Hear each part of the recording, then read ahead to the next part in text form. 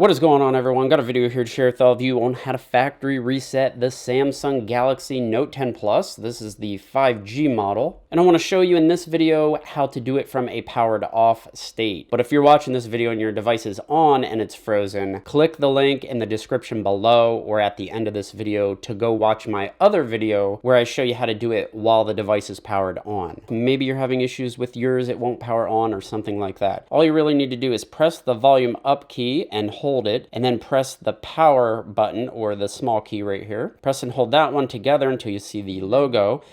Release the small one once you see the logo, but continue to press and hold the volume up key until you get into this screen right here. Now, before we do this, I just want you guys to know you only ever want to do this if absolutely necessary, because you will, delete all of your music, pictures, and videos, all of your media. It erases, everything, your downloaded apps, systems, and app data, like even data within apps. So you want to be very cautious. What you want to do is just use the volume keys and scroll down to the one that says wipe data, factory reset. And it does pop up and caution you here about, it says if your phone is reset, you're going to have to enter your Google account information, like your email and passcode. So the next thing you want to do is just go ahead and press the button here. And then you're going to get to this screen, and it's going to confirm that you really want to do this because it says wipe all user data. This cannot be undone. And you want to use these keys, scroll down, select yes, and press this small button. And then it's going to go ahead and start the process.